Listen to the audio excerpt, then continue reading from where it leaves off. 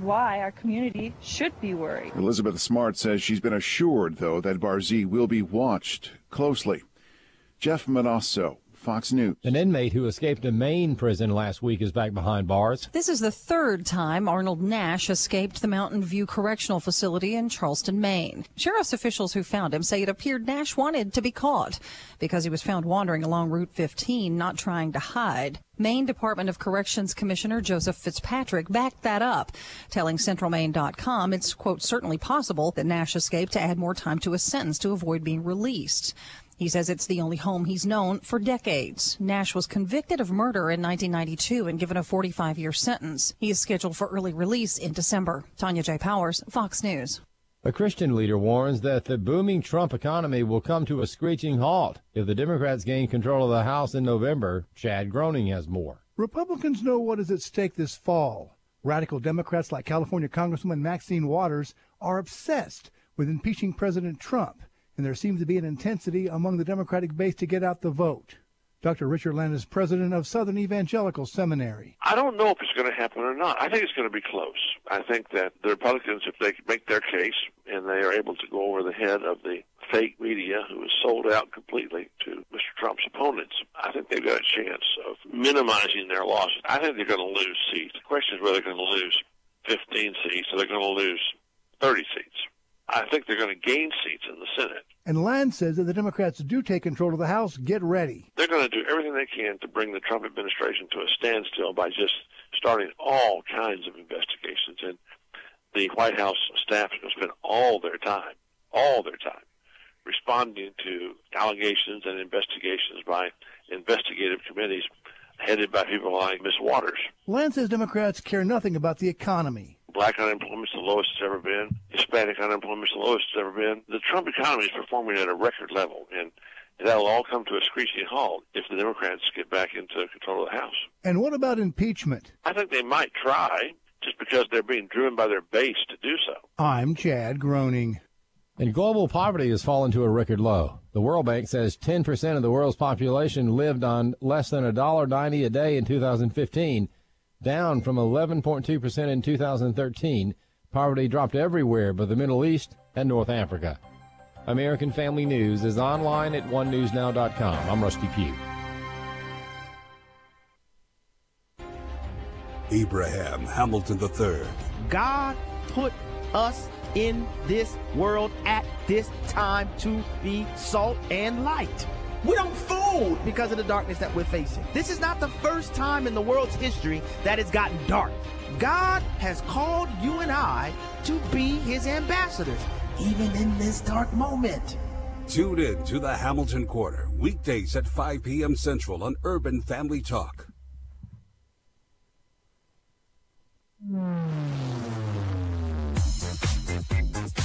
She's sharp, pointed, and insightful.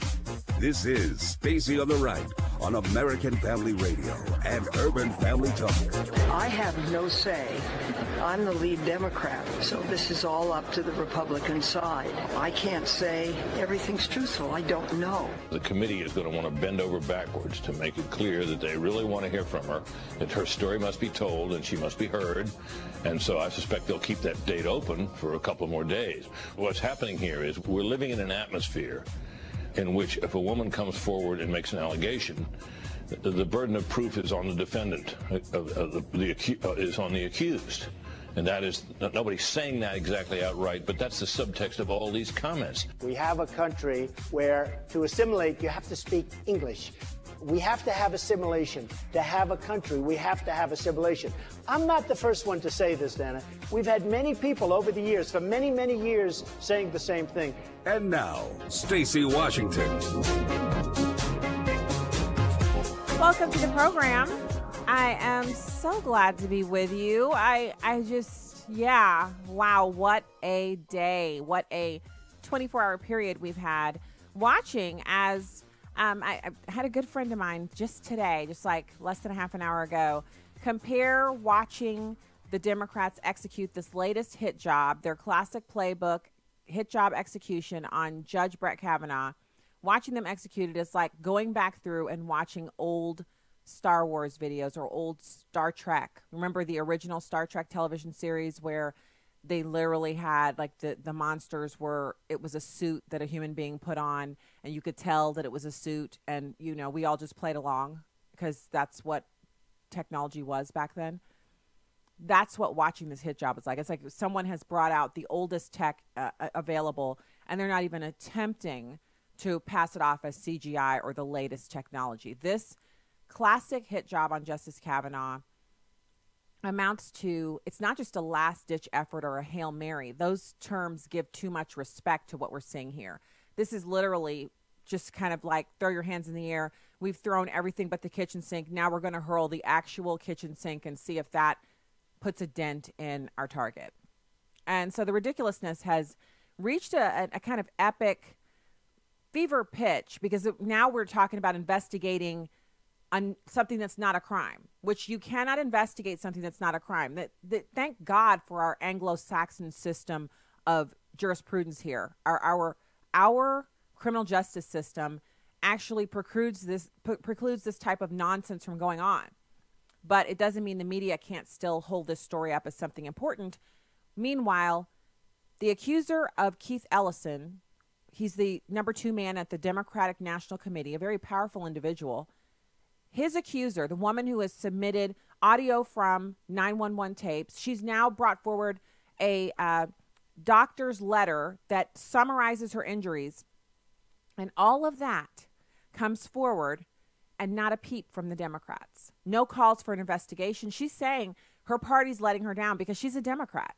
That's what's so funny about this. The Me Too movement, for all of its power and supposed, fantasticness that people keep attributing to it, the Me Too movement does not even come close to having the kind of rigid finality and adherence to law that our justice system has. And it's flawed. Of course it is. It has human beings running it. But can we just acknowledge that an accusation does not mean automatic guilt? Well, I guess not if you're a white man. And so if you're in the audience and you're not a white man, you should be outraged by that, because anytime one sector of our society is held up to a different standard of proof than the rest of us, it woe be to the rest of us, because our turn will come. White men are not automatically guilty of sexual assault just because a woman accuses them. And I don't care what political party the woman is from. Credible allegations should be investigated. But if someone waits until the statute of limitations has passed, what exactly are we supposed to do? Destroy the man anyway? Just travel down that road for a moment in your mind and see where it takes you. It's not a good place. I refuse to bow down to that God of convenience, that idea that some people are more worthy than others. That idea went out in the last century, and we should leave it there.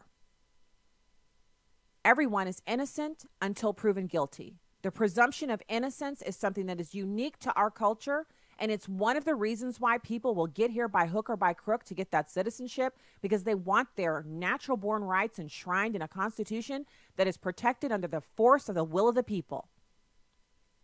So Judge Kavanaugh is innocent. They keep talking about this case against him. What case? No charges have been filed. In order for there to be a case, charges must be filed. So we're going to get to that and more today on the program. We have Karen Straughan. She's a spokesperson for the Men's Rights Edmonton. She's a contributor to avoiceformen.com. She's going to be exploring Norm Macdonald's comments about the Me Too movement. And this is important for us to discuss, people. When you're waging a war against people who like to redefine what the definition of the word is, you have to know your stuff. And I love when we are able to, catch experts and have them on the program to inform us. And she's an expert and thought leader in the men's rights movement. And then we're also going to be speaking with our second guest for today, Dr. Laurel Shaler, counselor, author, speaker, and professor at Liberty University, the Liberty University. It's such an honor to have her as a frequent guest on the show. She also is going to join in to give her perspective on the accusations against Judge Kavanaugh, how to combat sexual harassment, and how to combat and defend against assault claims, and how women deal with sexual abuse and how to detect the truth. Important stuff. So we're going to have that. And then throughout the program, we're going to be just hearing from different corners on this entire thing. We have a couple of topics as well. Nearly half of the people who reside in the most populous, top 5 most populous cities in the entire country don't speak English at home. A record 67 million individuals in this country. When they're at home, they speak another language. Now, I've already had someone come at me the last time I was talking about this. Well, why is that a problem? It just means they're recent immigrants. It means they're immigrating too fast for them to assimilate. That's what the problem is. So it's not about me not wanting people here. It's about wanting to have our immigration system adhere to a role of assimilation that puts assimilation at pretty much at the top of the heap. We got to have that as a primary goal of our immigration.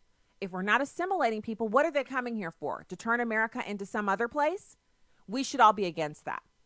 And then we are also going to discuss breaking news, fantastic breaking news. North Korea has agreed to permanently dismantle their main nuclear complex. Something's changed. Something is afoot. So we'll discuss that as well. So right now I want to talk or listen to, this is kind of a revelation from last night. Dianne Feinstein, she's admitting that Judge Kavanaugh's allegations the allegations against Judge Kavanaugh might not all be true. And this is like, again, how the worm turns. It's just ridiculous. We're galloping to keep up with it. It's crazy. It's number 4. And my colleague Doug McKelway and I both spoke with the same source in the past hour, a person who has spoken with Judge Kavanaugh since all of this news broke. This person claiming that Kavanaugh does not know who Christine Blasey Ford is, that even though women who Kavanaugh socialized with knew of her and went to school with her, it's because they went to school with her. But Kavanaugh went to Georgetown Prep, which is an all-boys school, and thereby buttressing the allegation that he does not know who this person is. We are also told that it's expected that in the next few days, and this might not necessarily come from Kavanaugh, but from other people, that significant gaps in this timeline may be filled in. The suggestion that other people who knew her and maybe knew of this alleged incident would come forward and fill in some of the gaps. Meantime, in the Senate, they're trying to figure out what to do, how to proceed going forward. Senator Charles Grassley of Iowa, who's the chairman of the Judiciary Committee, has said that he wants to have a hearing on Monday at which both Ford and Kavanaugh would appear, and only those two. He suggested that Ford would likely go first, followed by Kavanaugh. But the Democrats are saying, well, wait a minute, we want other people to be heard as well. And Senator Susan Collins of Maine went so far as to suggest that perhaps the way that this hearing should unfold is that an attorney for Christine Blasey Ford should question Kavanaugh, and then an attorney for the judge should in turn question Ford, and then the senators get to ask their questions. And that all sounds well and good, but why in the world are we even doing that? You know, it's from when he was 17 or 18 and she was 15, and not one opportunity has she utilized to go to the justice system. Her preferred method of adjudicating this is to destroy his character without any proof, to basically just bring forward her allegation and anyone who claims they might have remembered. That's why the statute of limitations exists, because our memories blur over time. And that's just if you even have a fantastic memory. Can we just all admit for one quick second, all the flowery language, and we like to think of ourselves as being extra capable, even at things that we completely have no knowledge base on. They've done studies about that where they'll ask people questions about a subject that they have known nothing about. And the people will assume that because they've heard of it before, they have some knowledge, and they'll begin to share. And as the person who's asking begins to ask leading questions, the person will eventually, by the end of the conversation, they sound almost like they're an expert. When in the beginning, they'll say, I have a limited knowledge of that subject. That's a tendency we all have as humans. So just right out the gate, we all do that. Now, we all also think we remember things completely accurately with utter clarity when we really don't, which is why the statute of limitations exists, so that you can't have a nightmare one night and connect that to something that happened to you a long time ago. And the one thing that happened wasn't a crime, but what happened to you in the nightmare was a crime. And all of a sudden you got people going to jail left and right for things you dreamed about. And it's all well and good when it's just women in the Me Too movement accusing men. But what about when they ratchet that up and say, you know, black people should be able to get retribution for things that might have happened in high school? We all have had a bully or two in our lives from back in the day. Can you imagine the mayhem if everyone who had something bad happen to them in high school was able to kind of remember it and then bring it forward as an accusation against some person that they haven't seen in 25 or 30 years? And it's true. Some people they're just demons in high school, and they should have been treated to kind of the whatever the rules were at that time. In other words, they should have been maybe expelled or maybe had detention or maybe, you know, whatever the case might be. But is that the new standard now?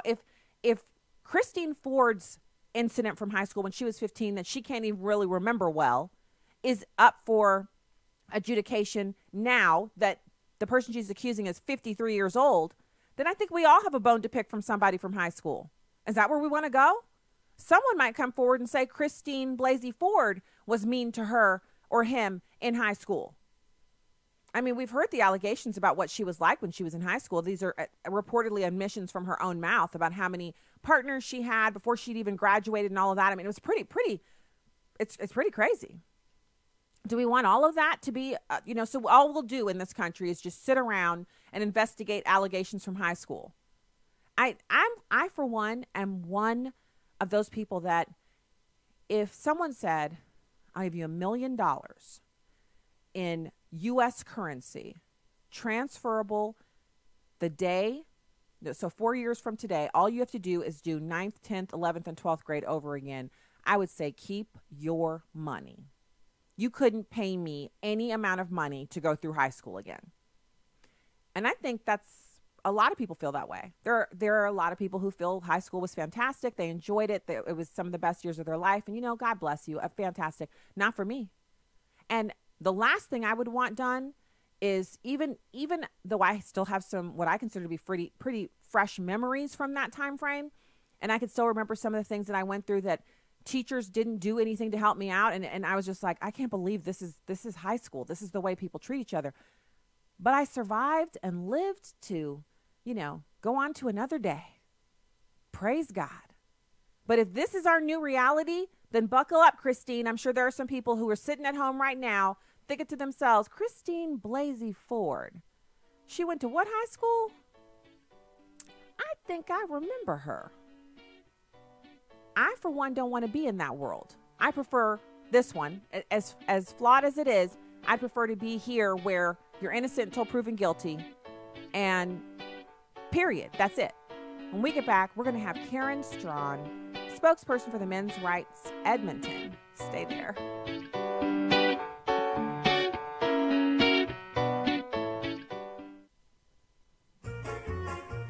Hello, everyone. I'm Tim Wildman, president of American Family Association and American Family Radio. The very first day in Israel, when we're staying in Jerusalem, we go to the Mount of Olives.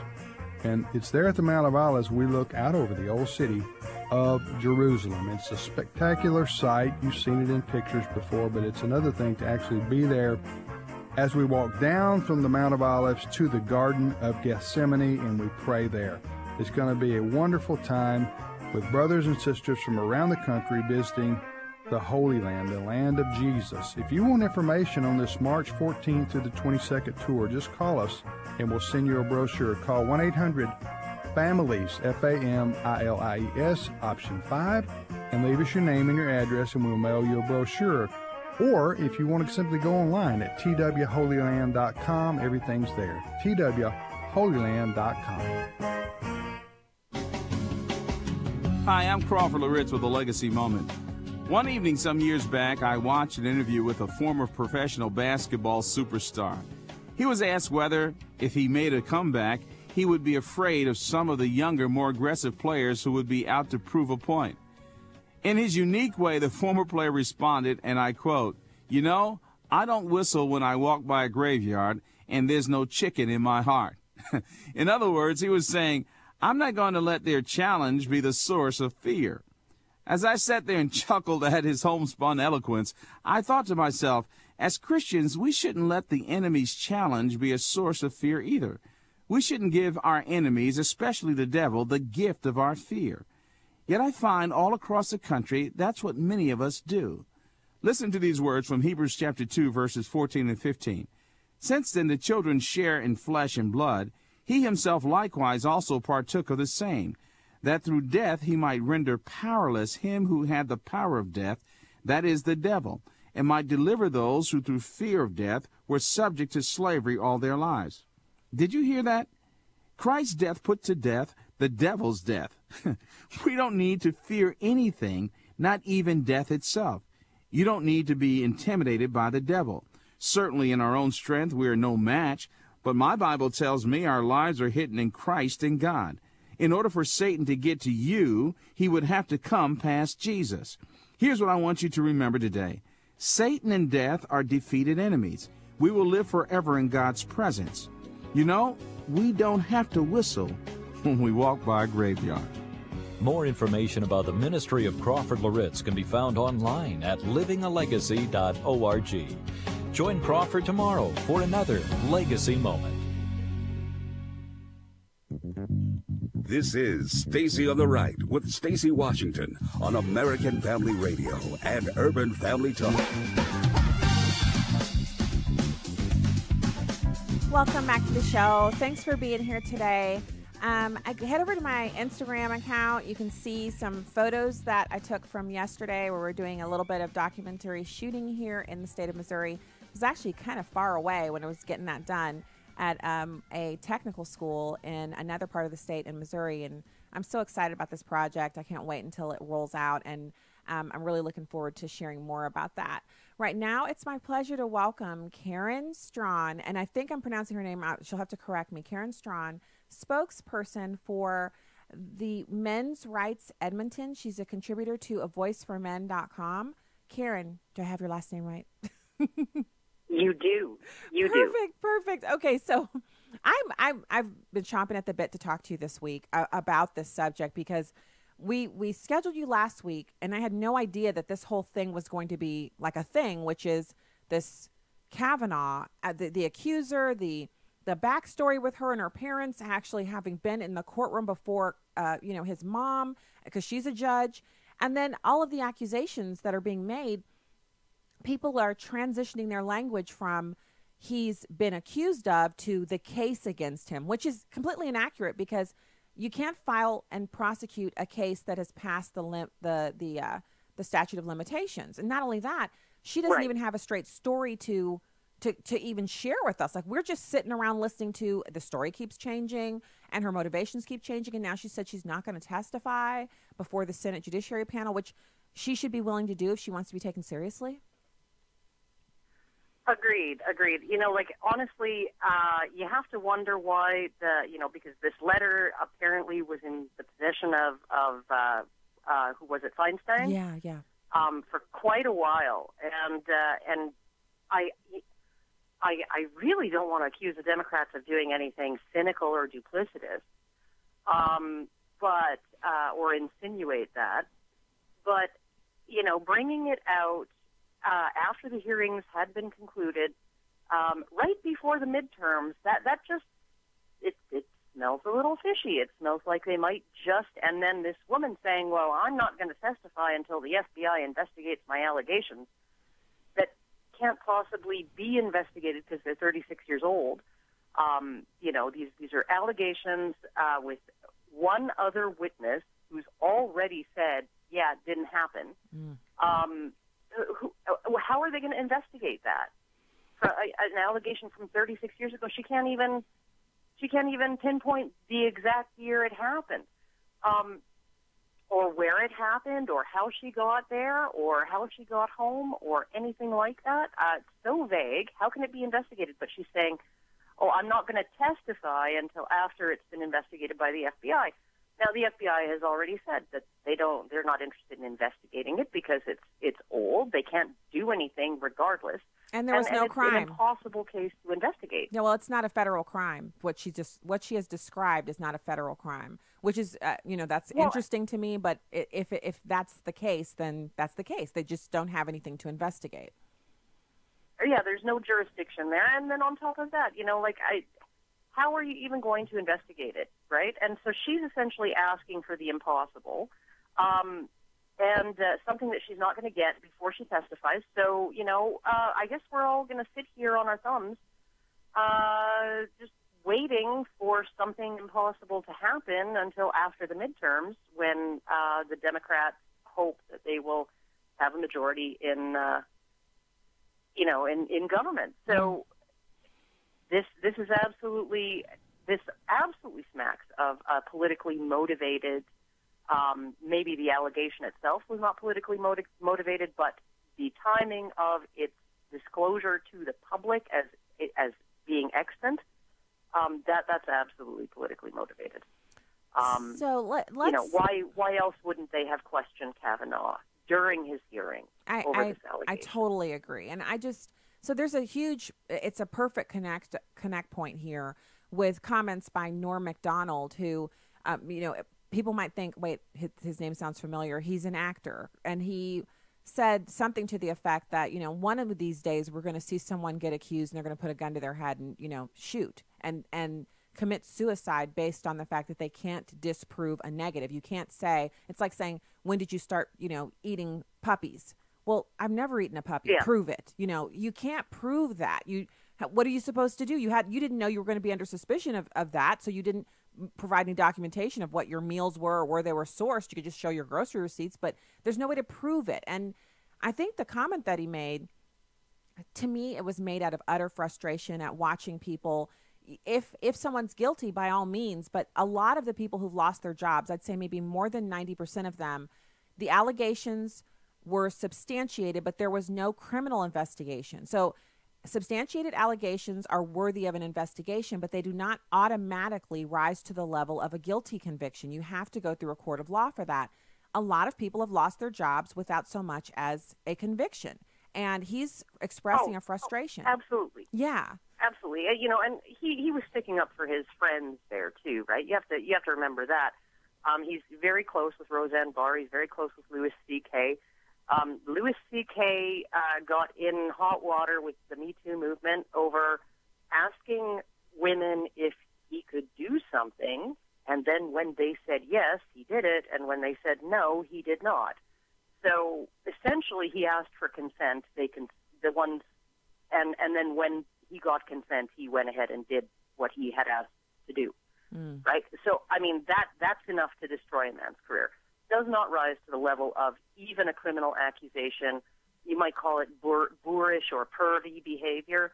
For sure, it's not everybody's cup of tea, but absolutely does not in any way qualify as sexual assault. And in fact, the women involved, a couple of them said, oh yeah, we giggled through the whole thing because he just seemed pathetic through the entire thing. And so essentially, this is what got him blacklisted, right? What got Roseanne blacklisted, got her show canceled, was essentially not knowing that a politician that she was commenting on was part African American. Yeah, I commented on that here on the show. It's ridiculous. So, and then making a comparison in appearance between that politician and an actress in a movie from ages ago, and there is a resemblance there with the hair and the pointy chin and the nose and everything else, right? But unfortunately for Roseanne Barr, it appears that this woman was half black, and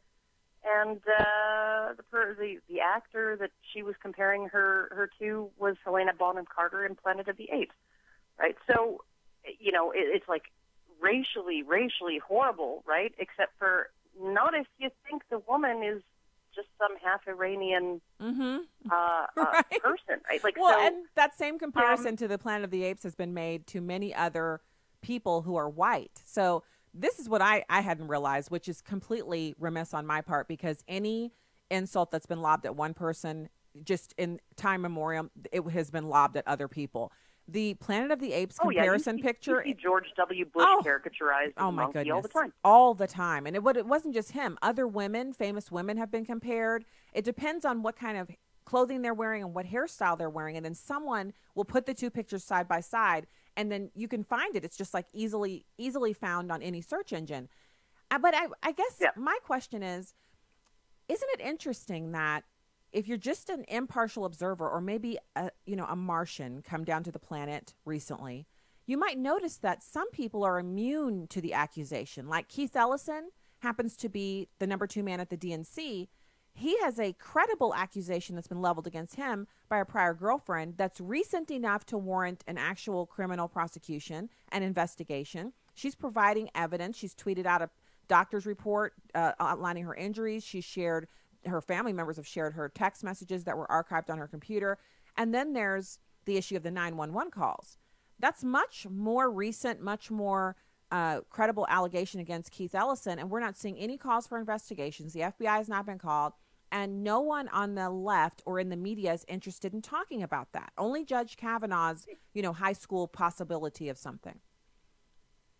Oh yeah, no, it's essentially, and regardless of the truth or lack of truth of the allegation against Kavanaugh, one would expect that since he turned 18 in the 35 years since then, since he was no longer 17 years old, he may have grown up a bit. So let's look at his record a little bit closer to the, maybe his record since he was an adult. Because if he had done that in Canada at age 17, and it had been reported to the police and he had been convicted, his entire record would have been expunged the day he turned 18. His identity would have been concealed from the public. We have a thing called the Youth Offenders Act.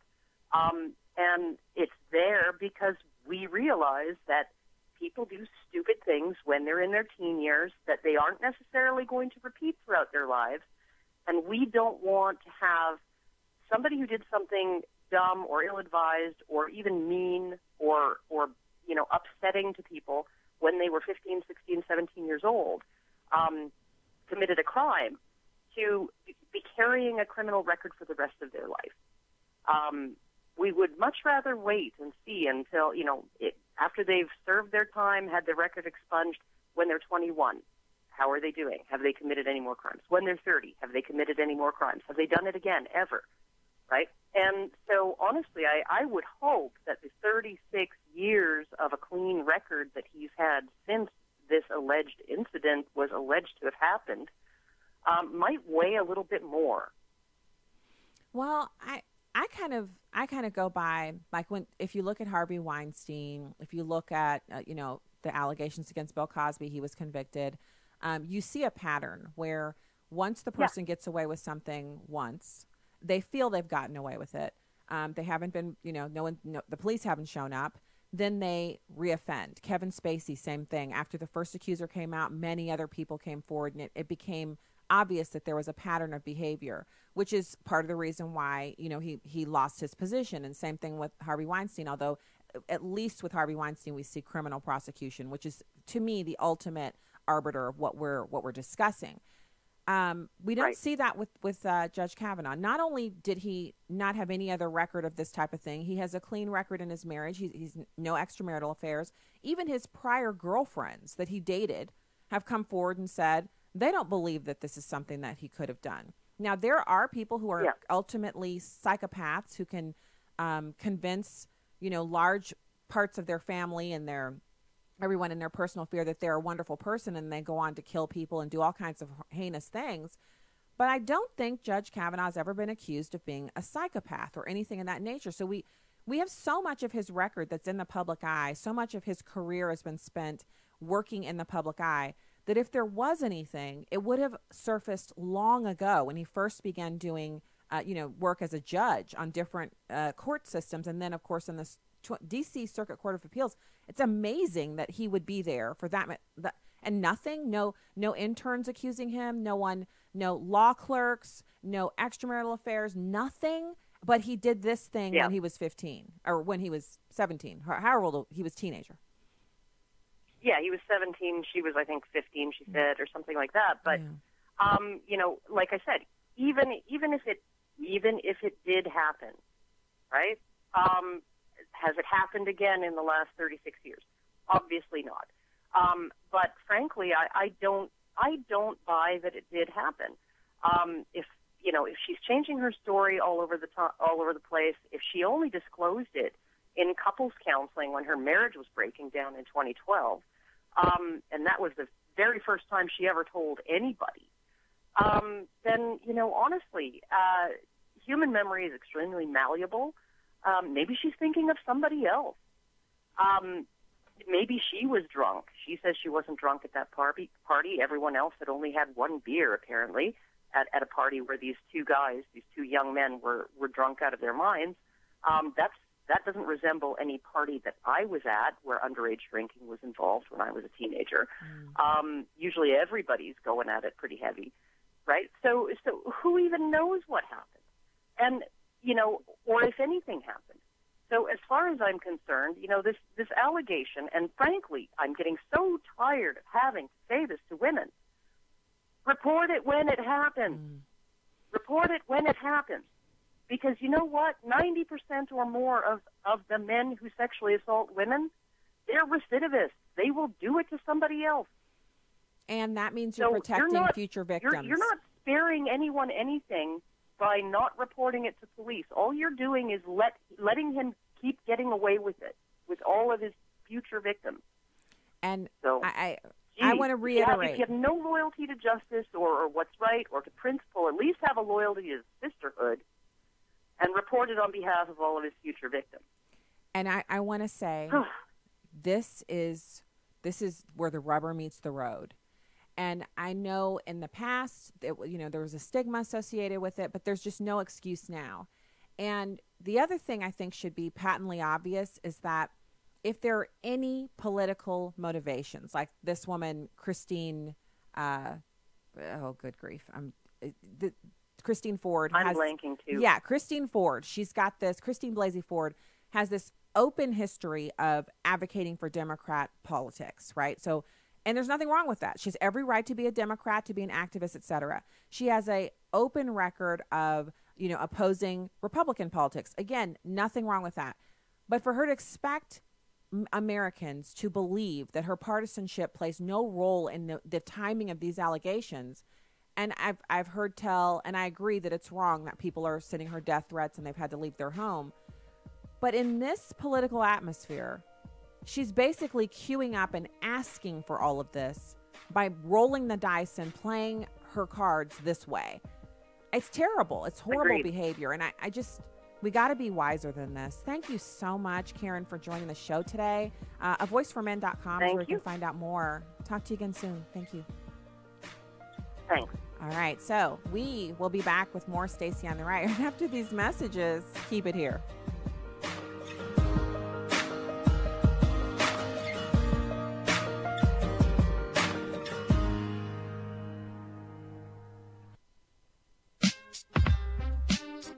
I just thank God for the Holy Ghost. If you will let him, he really will teach you all things.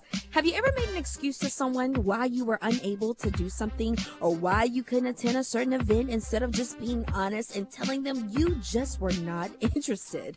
I think many of us have. Well, that's lying. Proverbs chapter 12 verse 17 says, an honest witness tells the truth. A false witness tells lies. Proverbs chapter 11 verse 1 in one translation says, dishonesty in business disgusts the eternal. It disgusts God. But fair dealing delights him. False witness utters lies. Be faithful and consistent with being honest with others. Stop with the excuses and be truthful. There is freedom when our integrity and character reflects our Savior Jesus Christ. What seems little to us are big to him. With a heart for the urban family, I'm today's urban woman, Victory McIntosh. Connect with us more at urbanfamilytalk.com. Yo, what's up? Hey, what's nothing up? much, man. Just trying to listen to this last song for the music final. Yeah, I think I'm gonna fail for the most part. I haven't even listened to it. Ugh, yeah, me neither. I've been too busy listening to The Word on the Street. The Word on the Street? Wait, you guys haven't heard? No, Not heard of not it. me. Not that one. Well, check this out. There is only one true word. and that is the Word of God, which is what you will hear on Word on the Street, hosted by me, Victory McIntosh. Tune in as we discuss some of the latest hot topics and life issues and filter them all through the holy Word of God. It is possible to live righteous before the Lord and enjoy doing it. Tune in Saturday mornings at 9 Central Time. You don't want to miss it.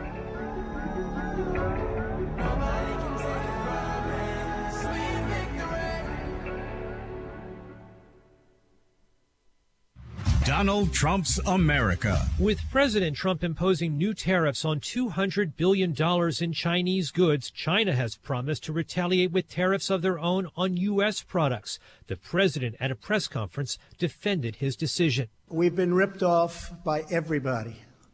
And I want to protect the American worker, the American farmer, the ranchers, the companies. The president said he will continue with his tariffs policy, even though the U.S. trade deficit is not narrowing. But when you have $375 billion in trade deficits and then many billions of dollars in other liabilities of all different types, you have to do something about it. When the new tariffs against Beijing take effect on Monday, over half of all Chinese goods coming into the U.S. will be subject to duties. The U.S. has sought to use tariffs to pressure Beijing to change some of its trade practices. At the White House, John Decker, Fox News.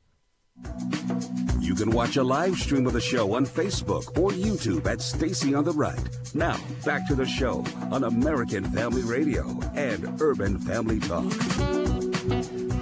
Treated terribly, and I think this new letter that's come up with Feinstein is just too little too late. So you should be dismissed. So, people should be heard, get all of that, but do you think politics is intertwined with all of this? No doubt, 100%. Yeah, it's all about the politics. Ken, Ken, I see you nodding your head. Vietnam veteran, again, thank you for your service. Your thoughts on the Kavanaugh conference? I believe that, like Mike was saying, what happened years ago, who cares now? It's what is he going to do now?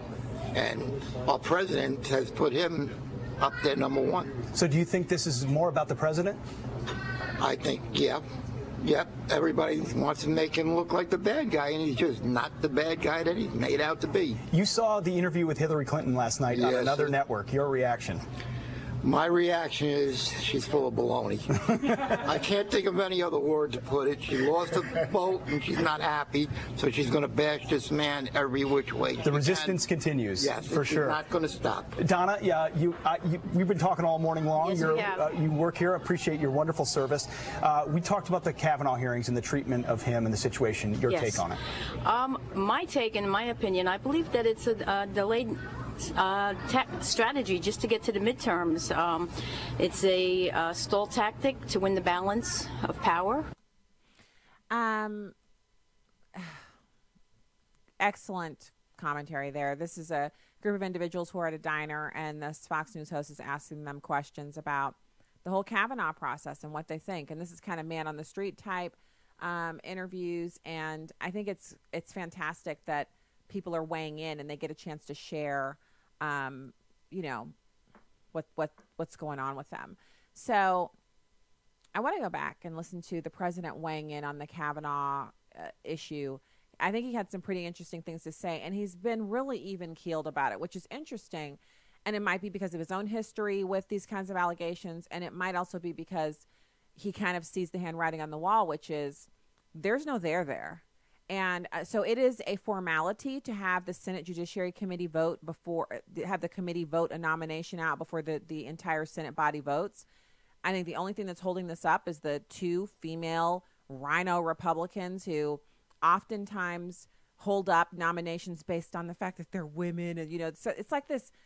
I can't believe we've gotten so far into worshiping the attributes of human beings instead of worshiping the creator. It's like, oh, you're a woman. Well, you have special comments to be made here. How about if you just use your analytical prowess and your common sense? And what do the rules say? What does the law say? What is the right and moral upright thing to do here? Instead of, well, I'm a woman and I know better than any man about abortion, even though we all know that murder is murder. Wouldn't it be interesting if we said, only men can serve on juries where a murder has occurred, because murder is something that men do more often than women. And so since men are the primary people who commit murder, they're the only ones who should ever serve on juries to decide if someone else committed murder. Women would never stand for that. But we allow that same type of thought process on the issue of abortion. And now they want to try to have that same type of thought process on the issue of sexual harassment or sexual assault. Well, men are primarily the ones who do sexual assault, so they can't possibly have anything good to say, or they can't possibly be moral and upright about it. Like a man can't be opposed to sexual assault. I don't know any men who are in favor of it. And I would wager neither do you. So here's the president. And by the way, this is the last segment of the first hour of the show, of the program. Please do call in. You can weigh in on this subject or anything we've talked about so far this hour, 866-963-2037. 866-963-2037. Let's listen to number 5. Short time ago, while I was meeting with the president of Poland in the Oval Office, the president weighed in on all of this, again, voicing support for Judge Kavanaugh and really scolding the Democrats for sitting on this for weeks, almost a couple of months, before dropping it at the 11th hour. Listen here. Frankly, a terrible thing that this information wasn't given to us a long time ago, months ago, when they got it. They could have done that instead of waiting till everything was finished and then all of a sudden spring it. But that's what the Democrats do. That's what they do. It's obstruction. It's resist. We feel that we want to go through this process and we want to give everybody a chance to say what they have to say. Now, some people don't want there to be a hearing on Monday at all looking into this. And a lot of Democrats are saying, well, this should be turned over to the FBI for a full investigation, and that investigation should be completed before this goes back to the Senate. The president did not think that was a good idea. Listen here. I don't think the FBI really should be involved because they don't want to be involved. If they wanted to be, I would certainly do that. But as you know, they say this is not really their thing. But I think politically speaking, the senators will do a very good job. According to Senator Grassley, the FBI investigation is closed. They will not be investigating anything else. But, of course, Dana, as all things in Washington happen, that could potentially change. So where we are now, there is a hearing that's scheduled for Monday. We know that Brett Kavanaugh is eager to testify. We do not know if Ms. Ford is going to be there. Senator Grassley said this morning on the Hugh Hewitt radio show that he and his people have reached out several times to Christine Ford and her representatives, and they have yet to hear back as to whether or not she might be there. A lot still undecided here. So now, here's where, again, we have to be very, very prudent in our thinking. And that is that we don't want to be those individuals who out of hand dismiss every single person who says this happened to me, I'm a victim, et cetera, et cetera. But credibility is paramount. And when someone comes forward and they say this happened to me 30 years ago, that's going to be much more suspected. You know, people aren't going to be as open to listening as someone who says this happened to me recently and I have some proof and I'm going to the police. And so if someone says, well, Stacey, you're putting parameters on what victims can and can't do, that exists for every person who has something that if you say you were robbed, you have to have some proof that things were taken from you. You have to have called 911 so the police can come out and document what has happened. This is no different for victims of sexual assault. And just because someone puts a hashtag in front of a couple of words doesn't take away the right of other Americans to defend themselves and to be innocent until proven guilty. Everyone should be able to agree with that. Let's go to the phones. We've got Jacob in Alabama. Thanks for calling into the show, Jacob. What's your comment? Oh, okay. How you doing, sister? Good. You're doing you're doing exceedingly well. One of the things that I kind of thinking about is that we have to not just pray for Judge Kavanaugh to take the high road and, if they do have to go head-to-head on Monday, but also that you have to pray that he does God's whole will when he gets into office. That's one of the things, because we can't just, well, if he doesn't do it, we're surprised and we're discouraged. We've got to pray he do God's whole will in order to turn this country around. And I got one more comment. I think we do President Trump a disservice because when we say, well, why is he tweeting so much? He knew from the very beginning what he was up against. He was up against extreme evil in the media. So he had to tweet, and he should not stop tweeting because he was not going to get a fair shake ever in the media because of the way it is. So I thank you so much. I don't actually have a problem with President Trump tweeting. I think my issue is that sometimes he gets outside of, like, he's got all this fantastic communicating ability and it just goes a little too far. I think that's what happens. And I to me, it's not the major deal. Like, the tweeting is the additional side dish. Have you ever been to a restaurant where the plate that you order, like, let's say you order the barramundi or the some kind of fish, and you get the fish, and it's one of those restaurants where the servings are a little smaller. It's a little bit more expensive. It's not expensive full on, but it's a little, it's not Applebee's. It's another restaurant. So you get there and you can get your main dish, which you might choose fish, and then you have a side that comes with it. And maybe the side that comes with it is, for me, you guys all know I hate green beans, okay? I hate them with the hate that has a passion that is at the level of 1,000 of our suns raining down on green beans. I hate them. I hate them. I know people love them and people love to make green bean casserole. And you know what? I'm happy for you, but I cannot stand green beans. And so if a meal that I want comes with it, I will replace the green beans with something else. But sometimes when you replace it, they'll bring you, like, the other thing that you replaced it with will come on a separate dish instead of coming where the green beans were on the plate. They don't put the green beans on, but they put that on another plate. And so if they don't remember to bring it and you don't remember that you ordered it, you can almost forget because there may be a little mound of mashed potatoes or something else on your plate. You might forget that it's there. And I have kind of moved the president's tweets into that kind of a zone. The main event for me is the legislation, the rolling back of the regulations, the management of our biggest societal problems that are facing us.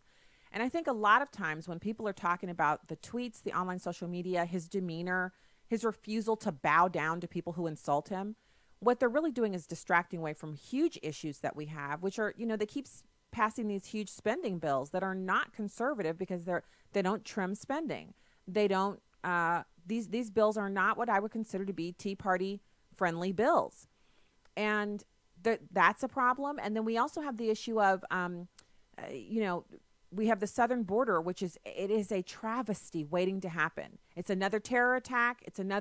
It's all these kidnappings and rapes and assaults and everything that's going on. It's a source of problem for Americans, and thousands of Americans are sitting up missing their kids, and I feel it really strongly for them. I have no way of knowing how they feel. I just know I'm in college mom mode, and so I'm so completely I'm gobsmacked by how difficult it is to have one child living somewhere else. And I'm happy that she's at college. I'm happy that she's living somewhere else, because obviously the goal was to prepare her to go out and go to college. But it's still, I'm reeling. And so if I'm having this much trouble with my child just being a couple of hours away, I cannot fathom the utter despair that these parents are going through. These people are Americans. They're warm, breathing human beings. They're alive, and their children have been taken from them by illegal immigrant crime. And I just can't really express how much I just have so much sympathy for them. And so I think in the big scheme of things, if we could just for 1 second stop, just, it takes a minute to come out of whatever mode you're in. If you're in the minivan right now with your kids and you're driving, picking kids up, going to the grocery store, trying to get your stuff done before 3:30, whatever the case may be, you might be at work. You might be listening to this on the podcast later on tonight. You're thinking, I really don't know how that feels. And it would take you a few minutes to unplug from your current existence to get to that moment where you really realize how gut-wrenching it is for these people to get up every day. And it's not, let me drive 2 hours to visit my child, or let me wait until Christmas or Thanksgiving to see my child. It's, I've got to wait until the other side of eternity to see my child. And it didn't have to be that way because we could just seal the border. And so every time someone brings up the tweets, just take that moment to say to them, we have bigger fish to fry. We have a country to run. And he could honestly just be tweeting the days of the week and the left would still be losing their mind.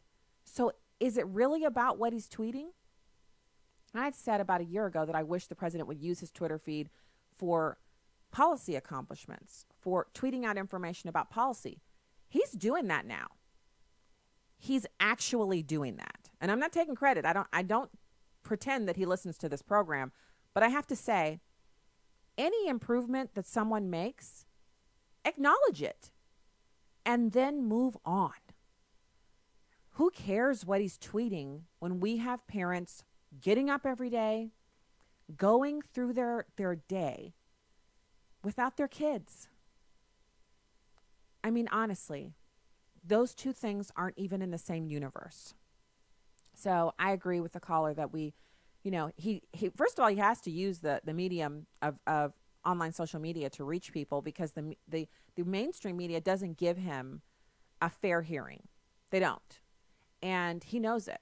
And rather than just sit back, and complain about it, he's using what he has available to him. And I think the online social media and also the rallies, they're amazing at him speaking. That's the way he can speak to different groups. He's coming here to Missouri on Friday night. He's going to be in Springfield. And I sure wish I could be there. But I am speaking at the Gun Rights Policy Conference, and so I'm going to be there. And I know Missourians are going to be at that rally big time, and they're going to have a great time. It's going to be wonderful. So yeah, that's the way I see it. Now, when we return, I want you guys to ponder on those things and have a great evening. I think we'll cover here. Yeah, we're just at the end of the show. StacyOnTheRight.com, American Family Radio. You can find it at AFR.net. You can also click over to UrbanFamilyTalk.com and take the poll. What are you waiting for? Click those buttons. God bless. Be back with you tomorrow.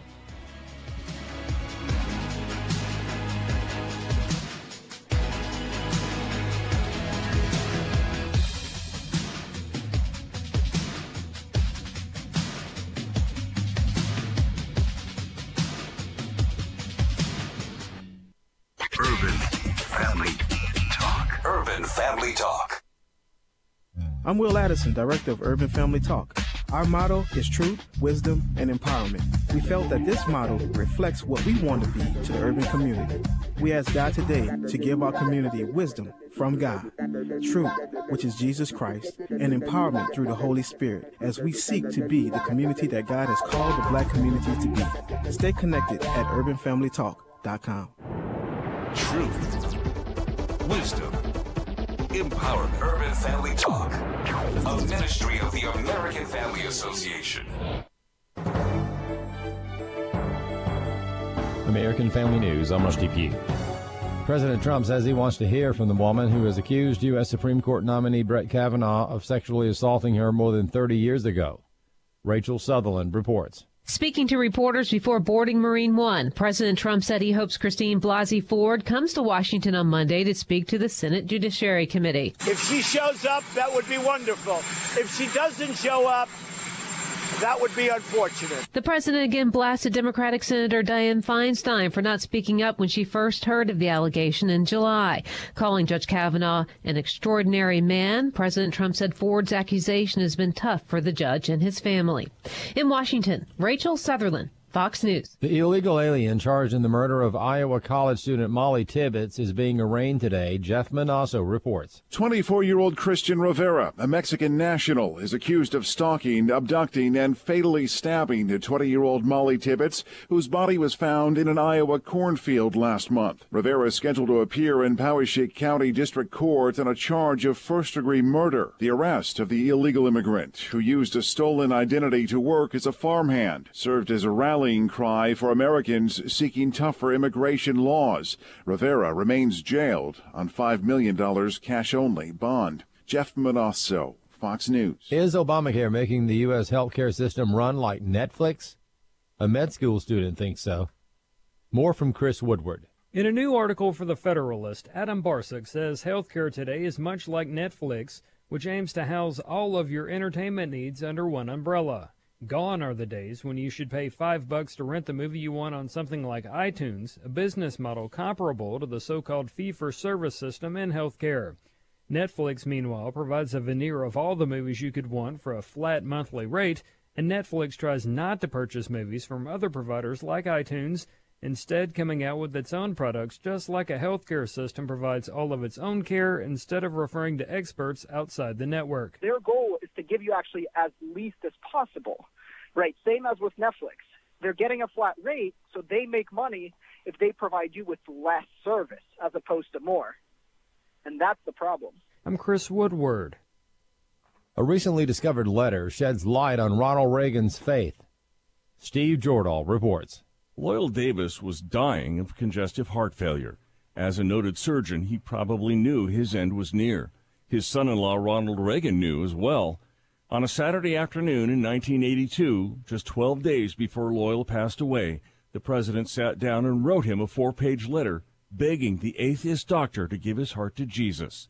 Historian David Barton says Reagan's faith matured over the years. He really kind of grew over the years, and what was pretty weak and pretty shallow at the beginning really did get to a point where he got settled down and got serious about his faith. In the letter, Reagan shares how he came to Christ after God healed him of an ulcer through prayer.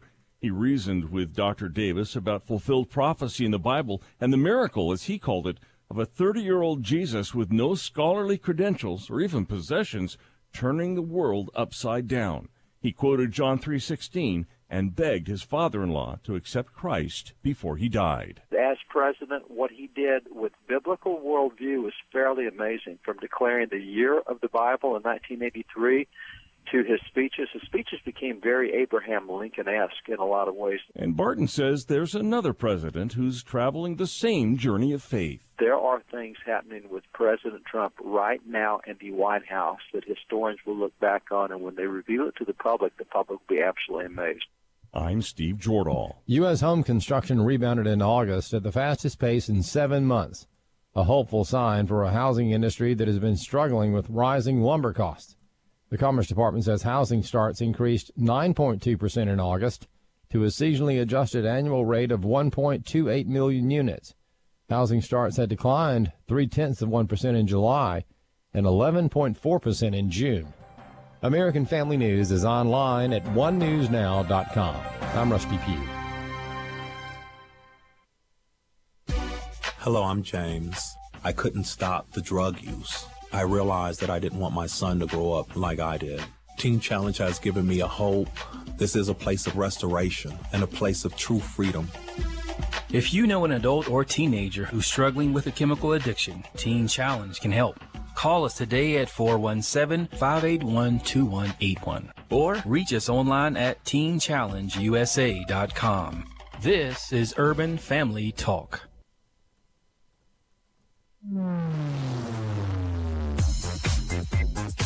She's sharp, pointed, and insightful. This is Stacy on the Right on American Family Radio and Urban Family Talk. I have no say. I'm the lead Democrat, so this is all up to the Republican side. I can't say everything's truthful. I don't know. The committee is going to want to bend over backwards to make it clear that they really want to hear from her, that her story must be told and she must be heard. And so I suspect they'll keep that date open for a couple more days. What's happening here is we're living in an atmosphere in which if a woman comes forward and makes an allegation, the burden of proof is on the defendant, is on the accused.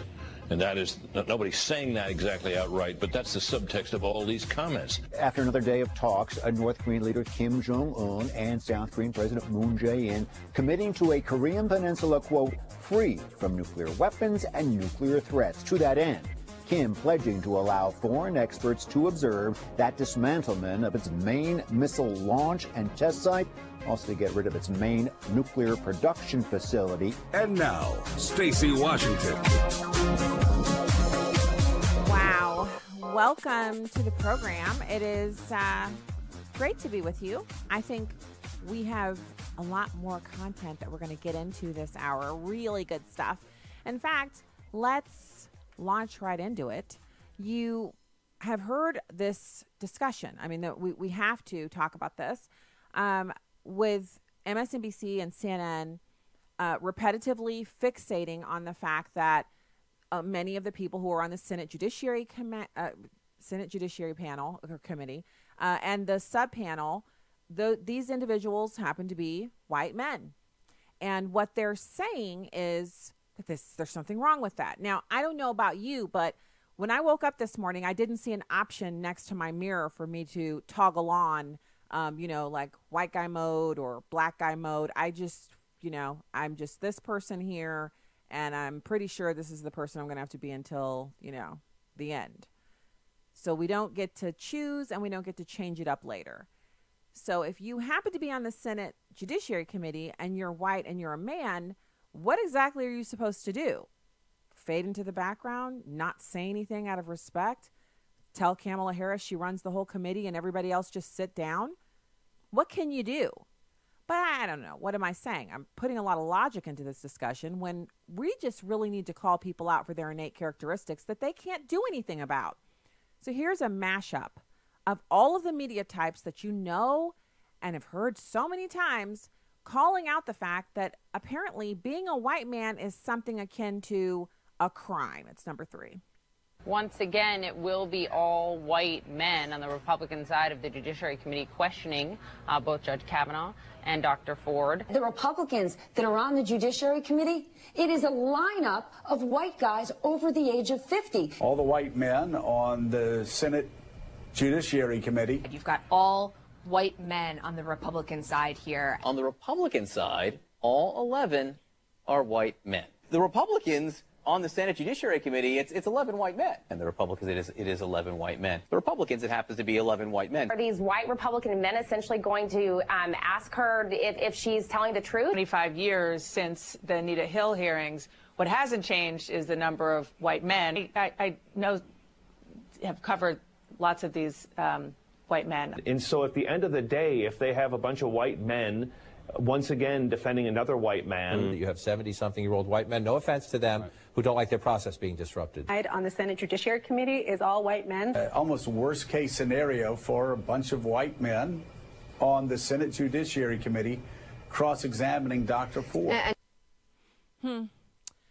So, yeah, we hear them saying that, and it's no accident. What they want to do is trigger an emotional response in people who may have had a bad experience with a white man.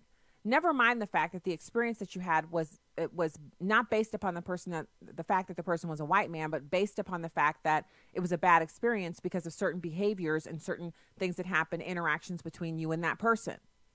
But what they want to do is get people out of their logic centers. They need to get you from thinking logically to get into emotional reaction mode, where you would automatically assume that because a person is a white man, they must be for sexual assault. Again, the only people that you would know in your life who are in favor of sexual assault are criminals or soon to be criminals. Everyone else is against it. And it doesn't matter if they're a white man or a black man or an Asian man or a Hispanic man. They're against it because more than likely that man has a mom or a sister and or a daughter of their own or nieces, or they're married to a woman. So any man who has forget about the morality and the things they've been taught growing up, and, that the man might be a Christian. He might believe God's word about how we don't do these types of things to other people. Just let's take the very basics, just the very basic assumptions we can make is that unless that person's a criminal or planning on becoming a criminal shortly, they're against sexual assault. Now, I know there have been cases of people enabling and things like that, people saying, well, you know, he only did that once, we shouldn't prosecute. And that's all well and good. But to say just because they're white men, they can't possibly have anything to do with this process or they can't do this process correctly, come on. That's nonsensical. So let's get into some news here. First off, same topic. One of the friends of Justice Kavanaugh, Judge Kavanaugh, who has been mentioned, has sent a letter to the Senate Judiciary Committee. He was a former classmate of Brett Kavanaugh's, and he says the party that was described that supposedly is where this incident occurred, according to Christine Blasey Ford, that he wasn't there. He never attended a party like that, and neither did Kavanaugh. It's Patrick J. Smith. He attended Georgetown Prep, an all-boys school in North Bethesda, Maryland, alongside Kavanaugh. They both graduated from there in 1983. And he says he's singularly qualified to be an associate justice on the Supreme Court. And Eric Bruce, who is representing Smith, he has an attorney, authored a letter to Senate Judiciary Chairman Chuck Grassley of Iowa and Feinstein of California and said, according to this letter obtained by CNN, that he never saw this supposed misconduct that has been alleged by Christine Ford. He's saying that they hung out and they went to different things and, you know, but at no point did he see this behavior because she's named him as one of them. Christine Blasey Ford says PJ was present when this happened. And he said in his statement, I quote, I am issuing this statement today to make it clear to all involved I have no knowledge of the party in question, nor do I have any knowledge of the allegations of improper conduct she has leveled against Brett Kavanaugh. Personally speaking, I've known Brett Kavanaugh since high school, and I know him to be a person of great integrity, a great friend, and I have never witnessed any improper conduct by him towards women. To safeguard my own privacy and anonymity, I respectfully request the committee accept this statement in response to any inquiry that the committee may have. He doesn't want to appear before the committee because he doesn't want his family to have reporters staking outside their home. He doesn't want his face to be recognized, and he doesn't want online trolls to, you know, give him the same treatment that has been given to everyone who's involved in this. So nobody that Dr. Ford has mentioned as participants or witnesses to what she says happened, none of them remember any bit of it. Not PJ Smith, not Mr. Judge, not a single witness on her side. I call on the Senate Judiciary Committee to hold their procedural vote. They're basically, it's a irrelevant, useless vote that they always hold before they allow the vote to go to the whole Senate. Get it out of the way, get it done. Put this behind all of us. And by all of us, really, I'm talking about the Kavanaugh family. It's utterly ridiculous that they are being put through this. It is a shame. It is a travesty. And for those out there, I saw some online social media comments from people saying, well, he's going for the highest office in the land, like the Supreme Court's the highest office in the land. It's a lifetime appointment. Okay, true. He's going for it, so he deserves whatever he gets. Wrong. That is absolutely wrong. How can we get quality people to go out for these positions if the attitude is it's basically a public lynching? We have to have a mob come together and vet these people. Not their histories, not their testimony, not their appearance, not their interviews, not their qualifications, not their education, not their opinions, just a mob of angry, bloodthirsty online social media trolls with their little claw-shaped hands striking the keys as fast as they can, typos and all, just taking everyone in their sight down because they have horrible lives and the only place they can vent that is on social media. No thanks. Not interested in that. All right, so we talked about this. Nearly half of the individuals residing in the top 5 U.S. cities not speaking English at home. That's nearly double the same survey number that was reflected 27 years ago.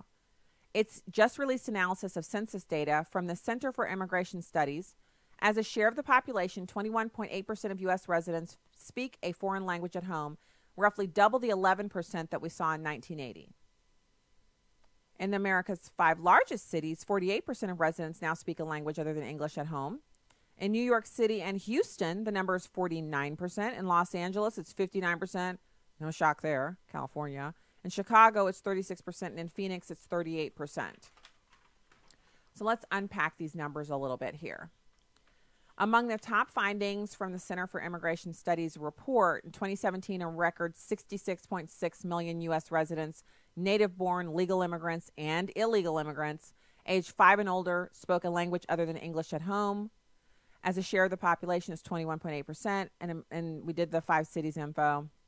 In 2017, there were 85 cities and census-designated places in which a majority of residents spoke a foreign language at home. And that's Hialeah, Florida, 95%, Laredo, Texas, 92%, East Los Angeles, California, 90%. Surprisingly, it also includes places like Elizabeth, New Jersey, 76%, Skokie, Illinois, 56%, Germantown, Maryland, and Bridgeport, Connecticut, each at 51%. Nearly 1 in 5 U.S. residents now lives in a city or CDP in which 1/3 of the population speaks a foreign language at home. Dale City, Virginia, 43%. Norwalk, Connecticut, and New Rochelle, New York, each 42%. Aurora, Colorado, and Troy, Michigan, 35% of the residents speak another language at home. Rural areas outside of metropolitan areas report that just 8% of the individuals who live in those areas speak a language other than English at home. So it's like 2 Americas. One America in which almost everyone you encounter speaks English in public and at home. And those communities, their crime rates, their employment rates, everything like that, you look at that. And then you see these large population centers that are run by liberals where increasing percentages of the population speak another language besides English at home. And you see the corresponding crime rates, unemployment rates, rates of taxation, and abysmal public education schooling outcomes. And we don't think that's connected. We don't think any of that has anything to do with anything else. The data released thus far indicates that nationally, nearly 1 in 4 public school students now speak a language other than English at home. In California, 44% of school-age kids speak a foreign language at home. 1/3 of the kids in Texas, Nevada, New Jersey, New York, and Florida, states that are currently contested by both political parties, states that will invariably go blue. Of school-age children 5 to 17 who speak a foreign language at home, 85% were born in the United States. So they're born here, but they speak a foreign language at home. Of those who speak that at home, 25.9 million, or 39%, told the Census Bureau that they speak English less than very well. This figure is based entirely upon the opinion of the respondent. The Census Bureau does not actually measure language skills. So the people admit that they were born in America, they speak a foreign language at home, and when they're out in public speaking English, they don't speak English well, according to themselves. Just in case anybody wants to say that the Census Bureau is racist. Because it's not. All right. Call lines are open, 866-963-2037. And we have Dr. Laurel Shaler, counselor, author, speaker, and professor at Liberty University, one of the best colleges in the nation. She's going to be with us right after this. Stay there.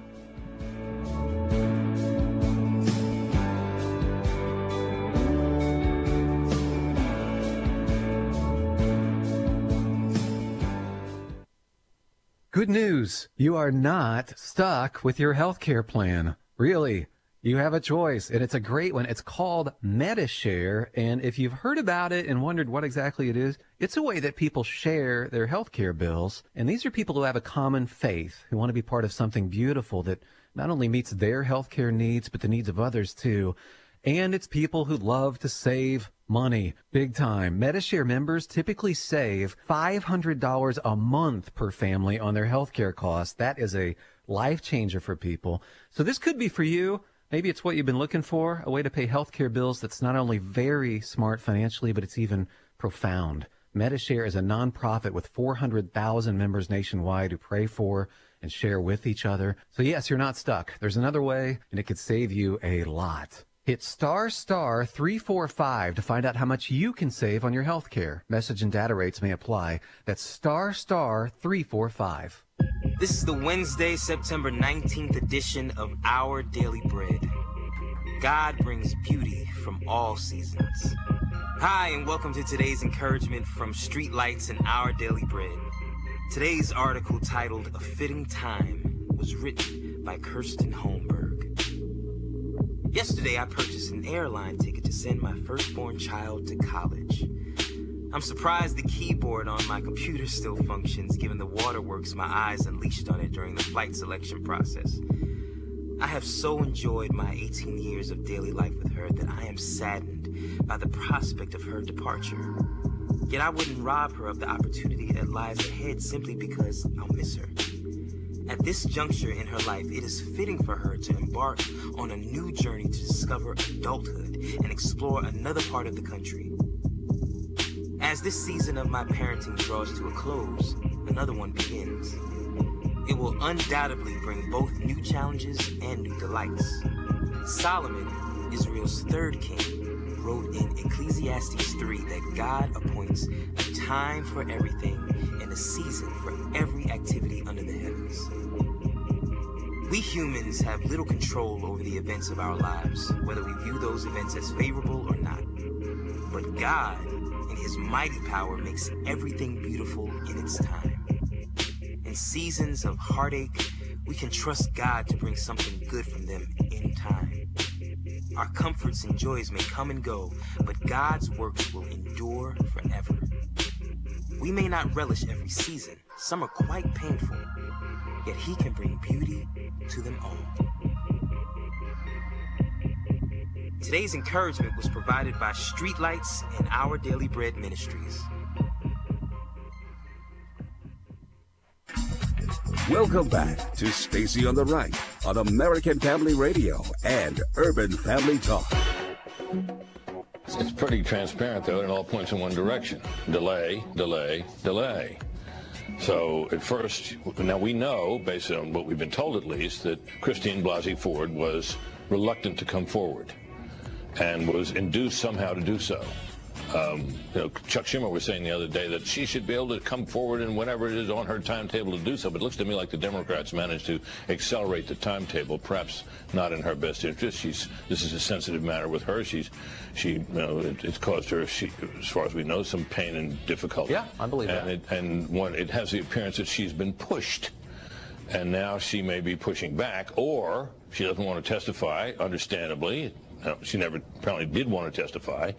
And now, of course, they're finding a way to use that to say, we need an FBI investigation. Because the whole idea of this is to postpone the vote as long as possible. Right. Obviously, I think the Democrats had some hope that perhaps this, what they thought were explosive allegations, would sink the nomination. That pretty clearly isn't going to happen, at least at this stage. So the second best thing to happen was to stall it as long as possible. And that is unmistakably, in my judgment, what this is all about. Wow. So astute, so well described. I just got a quick note from a listener asking that we designate a specific day and time to pray for Judge Kavanaugh and his family. And you know what? One of the best ways to do that, because if we say 10 a.m. every Friday or 10 a.m. every day, invariably there'll be someone who says, oh, I can't do it just then. How about if we just say, until we see this thing through, that when we sit down to our meals, even if you're eating on the go, if you're anything like me, you just say a quick prayer over your meal. You ask the Lord to bless your food, that you would also ask the Lord to bless this process and to see Judge Kavanaugh through it and his family. And we can pray for him when we pray over our food, which will mean at least once a day you'll be praying for the process and for him. I've been praying over this as well, but corporately together, there's power in prayer. The eyes of the Lord are continually roving over the earth, searching for a righteous man who can show himself strong in. There's an opportunity for us to rely on God to see us through this process, us including Judge Kavanaugh and his wonderful wife and children. So let's purpose to do that. And I will set a reminder on my show sheet to mention it on a daily basis so we can catch people who might have missed the show today. And let's purpose in our hearts to do that, to rely on God to answer our prayers in this manner. Right now, it's my pleasure to welcome a fantastic guest. We're always so privileged and honored to have her on the show. Dr. Laurel Shaler, counselor, author, speaker, and professor at the Liberty University. Dr. Shaler, thank you so much for joining us today. Oh, thanks for having me. Yeah, I'm excited to hear your perspective here on the accusations against Judge Kavanaugh. I believe them to be utterly spurious, absolutely false, but they're still a part of the process, and they're actually gumming up the works and slowing down the confirmation. Yeah, that's definitely true. I think anytime we have something like this come up, it raises some bigger questions. You know, how do we deal with accusations? How do we deal with potential false accusations? How do we deal with individuals within our own ranks who might possibly have done something that we would disapprove of?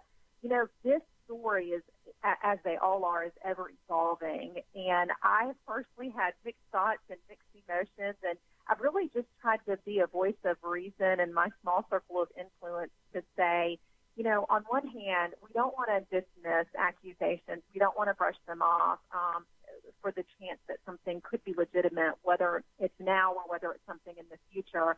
For example, if we brush this off and then something comes up and it's a Democrat that we're trying to stand against, we don't want that to be brushed off. So we you know, the golden rule, do unto others as you would have them do unto you. And I also believe that it sends a bigger message to women in general and men certainly as well about whether or not they are going to be taken seriously if they do bring something up. Now, all that being said, of course, there are red flags in this case. I would never minimize that. I think Penny Nance did an excellent job in the USA Today kind of describing all of that. She didn't minimize or brush aside Dr. Ford, but she also recognizes the red flags and the concerns and the timing of all of this. And it's really hard to know who is mostly at fault here, but certainly the Democrat leadership and their approach to this whole situation is, to use one of their favorite terms, deplorable. It is. It's deplorable. It's not unexpected. I guess it's kind of, it's just turned into every Republican has to be accused of some kind of sexual misconduct. Every Democrat who actually commits sexual misconduct must be excused.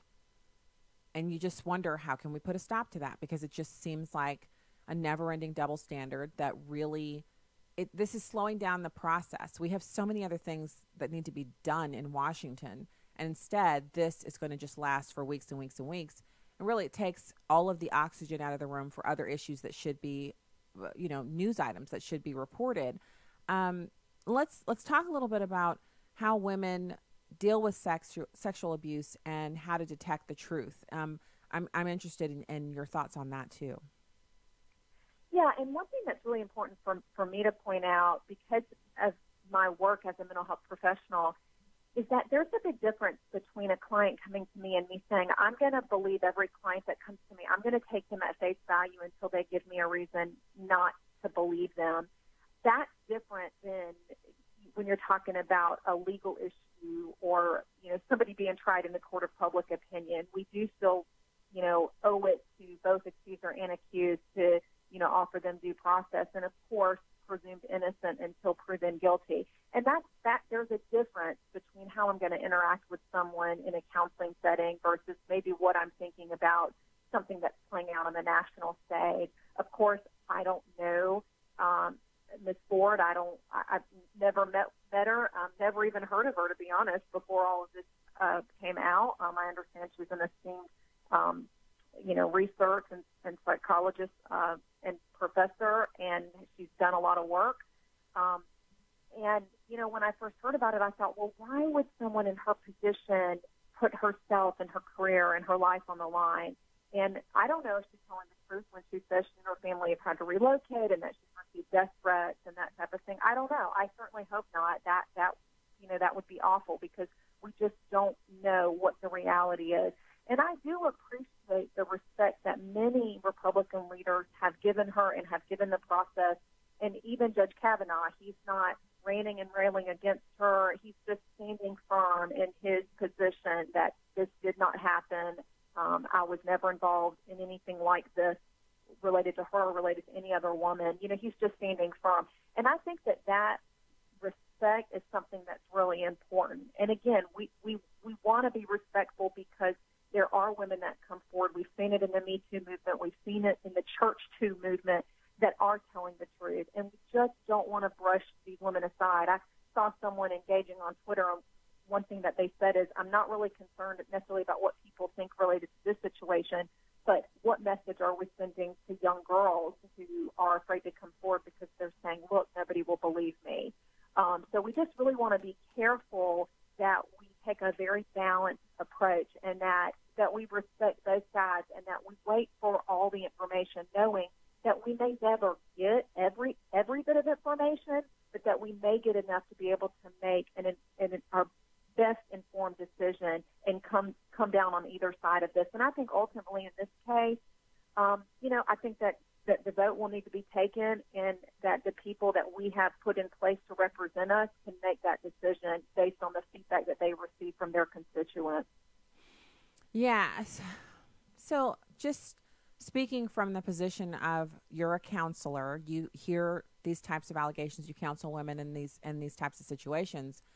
Do you see credibility here based on her own statements and her unwillingness to come forward now and testify before the Judiciary Committee because they've even said they'll send people to her to interview her.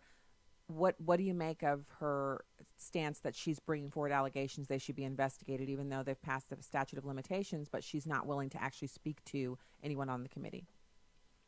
Right. I mean, again, I think that there are absolutely red flags. I would be very hesitant to say 100% she has never been assaulted. Was it by Judge Kavanaugh? Was it someone else? I don't know. I am concerned about the fact that she is pressing this issue with an investigation that is never going to happen because it wouldn't even be legal. It's outside of the legal scope. So it just makes you wonder, why would you do that? A lot of these things that people claim, though, I disagree with. Some people say, well, she doesn't remember important facts, so that means it's false. That doesn't necessarily mean it's false. A lot of people who have post-traumatic stress disorder cannot recall important details of their traumatic event. So that's not something that would make me say, oh, she's definitely lying.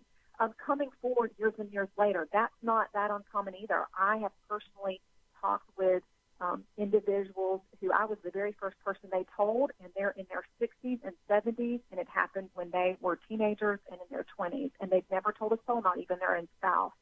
So none of that to me is a red flag. I think what's most concerning is the timing, is the fact that now we're giving you an opportunity, or you are being given an opportunity to testify, and yet you're not willing to move forward despite bringing this up in the 11th hour when it gives the appearance of being a Hail Mary for the Democrats.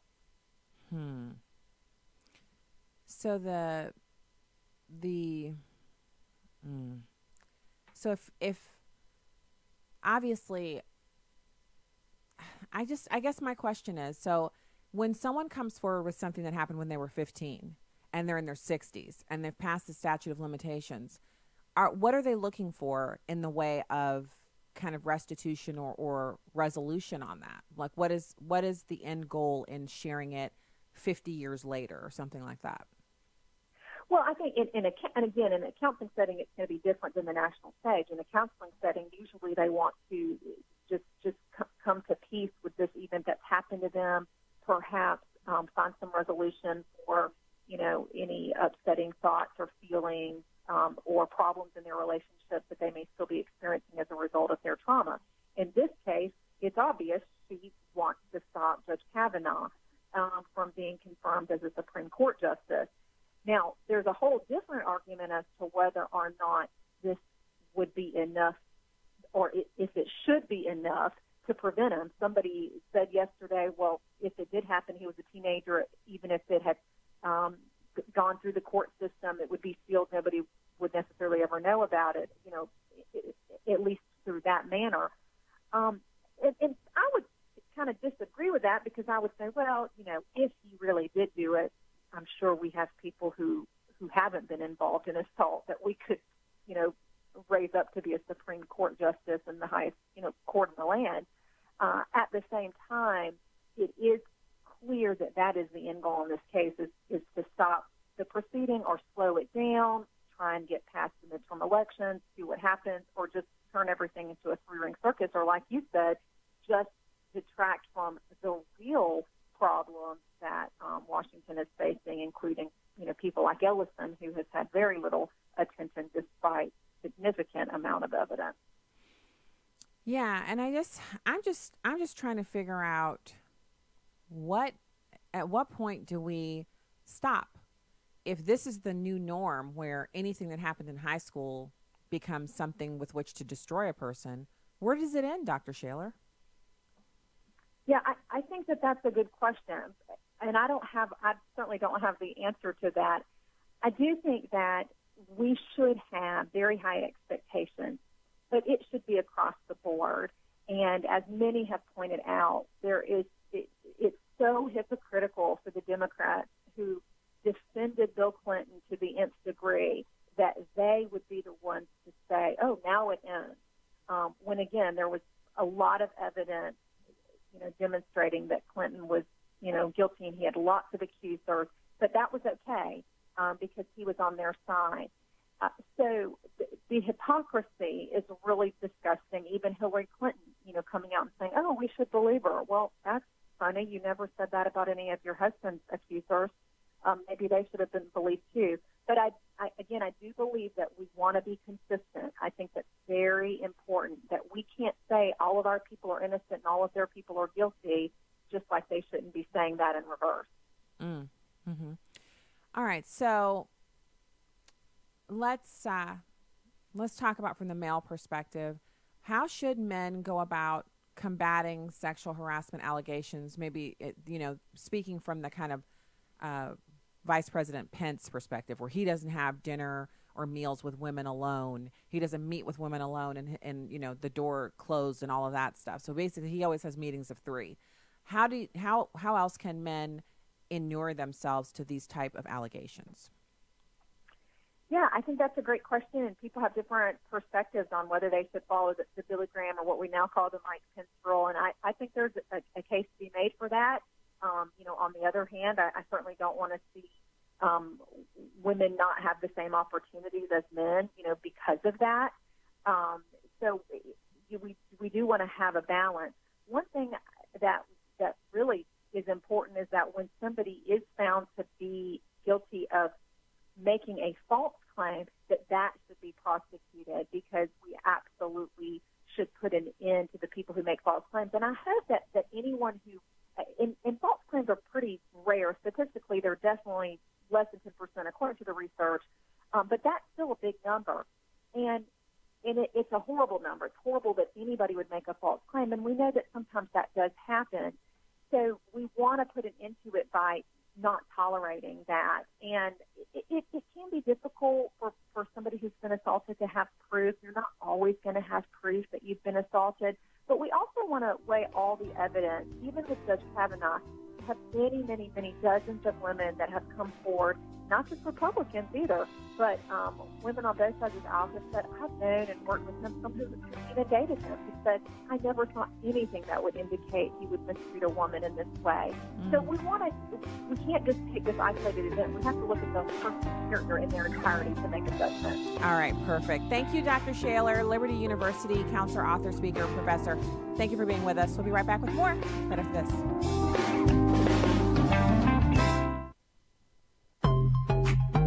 This is Just a Minute with Stacey Washington. Research on religion and American life by the Barna Group shows that only 4% of professing Christians actually possess a Christian worldview. The Barna Group asked the following questions to determine whether or not a Christian worldview is present. Do absolute moral truths exist? Does the Bible define absolute truth? Did Jesus Christ live a sinful life? Is God the all-powerful and all-knowing creator of the universe, and does he still rule it today? Is salvation a gift from God that cannot be earned? Is Satan real? Does a Christian have a responsibility to share his or her faith in Christ with other people? Is the Bible accurate in all of its teachings? The correct answer to all of these questions is yes. Do you agree? If not, you do not have a Christian worldview. Instead of going through the motions, let's use our lives to honor and serve God by living out a biblically sound Christian worldview in every avenue of our lives. I'm Stacey Washington. Find out more at StaceyOnTheRight.com. Equipped with Chris Brooks. This program is an apologetic endeavor. What I want to do is really train you in the art and science of defending and commending your Christian faith to people who maybe they've been hurt by the church, maybe they don't believe like you believe, and you're saying to yourself, how do I have an effective conversation with them? Well, we're looking for an evangelistic edge, if you will, that will allow us to more effectively, more contextualize the gospel so that we can reach men and women for Christ. Quite often, the on-ramp, if you will, is looking at culture and taking advantage of the conversations that folks are already having and saying, how can I leverage this to get people to talk about Jesus? This show becomes kind of massively significant to you if your desire is to reach people for Christ. Get equipped with Chris Brooks. Join me Monday through Friday at noon Central Time on Urban Family Talk. I'm Chad Pergram with the Speaker's Lobby. No one is really sure about anything on Capitol Hill when it comes to the nomination of Supreme Court pick Brett Kavanaugh. There are questions as to whether there will even be a hearing on Monday, and if Kavanaugh accuser Christine Ford will show up. Here's Senate Majority Whip John Cornyn. If she's not planning on attending, then I don't know what the point of going forward would be. And the top Democrat on the Judiciary Committee, California's Dianne Feinstein, isn't even sure about Ford's allegation. I can't say everything's truthful. I don't know. Right. But I do know that they had to contact her lawyers. There are questions as to whether Kavanaugh would even have the votes for confirmation. When asked if the nomination is in trouble, Senate Majority Leader Mitch McConnell replied, quote, I'm not concerned. But Republicans have just 51 members in the Senate compared to the Democrats' 49, and the GOP can't afford to lose anyone without tanking the nomination. That's why anything is far from certain when it comes to the nomination of Brett Kavanaugh. With the Speaker's Lobby, Chad Pergram, Fox News. Welcome back to Stacey on the Right on American Family Radio and Urban Family Talk. The U.S. government believes that U.S. courts, as it pertains to our citizens, whether it be our civilians or our military, those cases are best handled in the U.S. judicial system. We don't believe that there is any higher authority as it pertains to Americans than our Supreme Court, than our own judicial system here at home. Now, to your question, let me finish.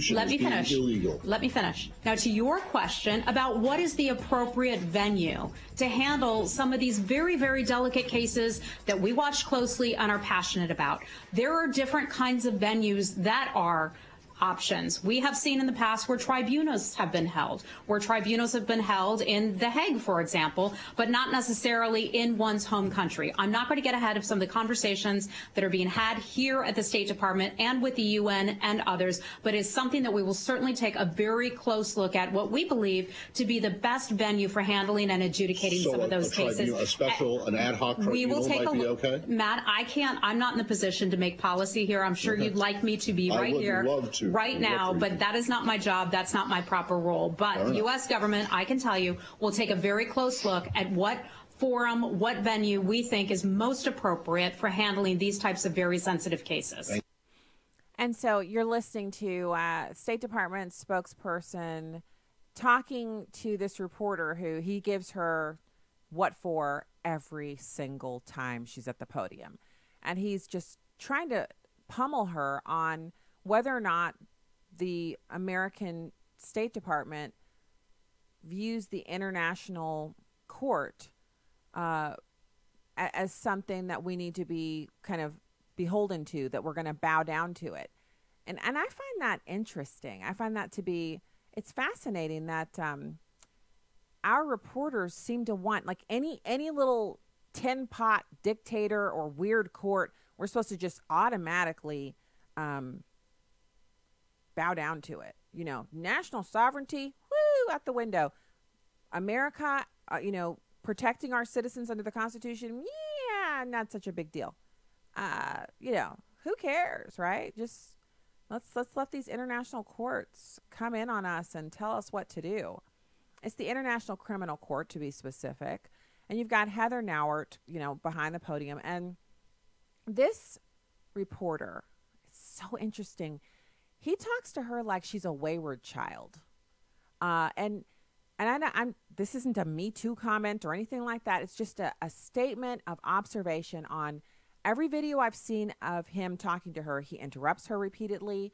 He speaks to her in a very condescending manner. And she cracks jokes at his expense, I guess, to try to level the room. But it's a crazy dynamic. It's almost as if she took his job. Like last time he went out for a job, she got it instead. And so he's just never, ever going to treat her with any respect. She's the spokesperson for the U.S. State Department. She should have some modicum of respect offered to her, whether the reporter agrees with her working for the Trump administration or not. The State Department is going to be there in operation, whether Donald Trump is the president or, it was in operation when Barack Obama was the president. You can make whatever feelings you have about the Trump administration, you can choose to be a professional or not. Really, that's the statement here. So he's talking about faith in the Burmese judicial system to hold people accountable for what's happening to them. And this all surrounds the Burmese government handling cases to prosecute individuals who've committed genocide against the Rohingya, which is a minority group within Myanmar. So he asks if the State Department has, faith in the Burmese judicial system, to actually adjudicate these cases. And she says, I don't think we have that faith based on how they treated Reuters journalists, etc. 2 Reuters journalists were arrested by the government, and they were accused of breaching the Official Secrets Act. The U.S. Embassy said that they were deeply concerned about 2 reporters getting arrested. And Nauert was actually commenting on the UN report that was issued about this event.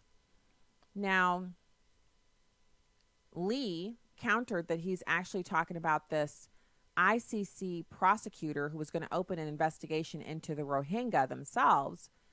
And, she doesn't feel like that's enough, but she also doesn't support an ICC investigation. And she's also not wanting to get ahead of the process, to which he responds to her by using some profanity, which again, if that's the life you're living, if that's your best life is cursing at people when you don't agree with them, nobody can stop you, I guess, if that's the new normal here in America.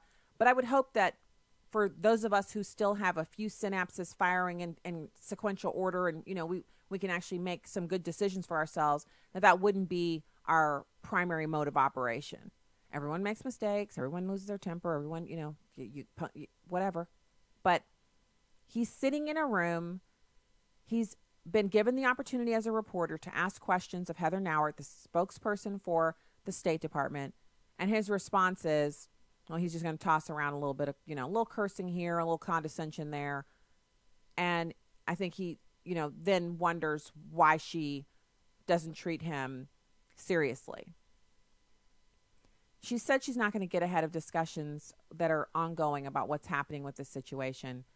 I'm choosing to just kind of highlight it because we have a distinct, it's a parting of the ways. On one side, you have the political left who feel that any 10-pot court, any little loosely held together organization can condemn the United States, and we have to be subject to that. And then you have the rest of us who rightly feel that American citizens are under command sponsorship when they're abroad due to their affiliation with the military or working with the federal government. And anyone else who's not command sponsored but holds American citizenship also holds the Constitution as their protection against other governments leveling charges against them and improperly prosecuting them, such as reporters, and that their Constitution also affords them the full force and protection of the United States government, and that other courts cannot improperly prosecute them because they don't want to run afoul of the United States government. I'd much rather be in the latter group than the former group. Wouldn't you? You know, as someone who I grew up in Germany, and there's nothing like seeing the change in attitude on someone's face when they realize you're an American and you're command sponsor. There's nothing like it. That same kind of respect, to a slightly lesser degree, but still significant, extends to Americans who are abroad. The problem is if you decide to go abroad into an area of the world where they don't really have a rule of law, like North Korea or Iran or Iraq, someplace where, you know, there's little likelihood of someone being prosecuted for doing something to you, then that's a whole nother ballgame. But I definitely think people discount it. If you've not spent any time abroad and you don't understand that we just have it so good here. We just have so many privileges here, so many rights and privileges, so many ways that we can express ourselves and expect that people are going to treat us a certain way because this is America. And then we see and hear about people going abroad and getting treated much differently. And we're kind of like, oh, how dare they? I wonder why they think they can do that. Because they're not in America. That's why. Everybody doesn't have these same rights and liberties and privileges. It's incumbent upon us to start appreciating that. I don't know that we do, but we should. So I know there's a lot of commentary about whether or not, you know, the Democrats should find a new game as it pertains to this whole procedure that's going on. And I agree. So old, so played out with what they're trying to do to Kavanaugh. Now, also breaking news is that former President George Bush has issued a statement supporting Judge Kavanaugh. But I wanted to get to, before the end of the program, and we have a few minutes left. If you'd like to call into the show, please join us, 866-963-2037. Oh, also don't forget to do the listener stories. Call in, leave us a message on our listener stories hotline. We would be so blessed to have you share with us how Urban Family Talk has positively impacted your life, anything like that. The number's 877-327-5647, 877-327-5647. And so let's talk about North Korea agreeing to permanently dismantle their main nuclear complex.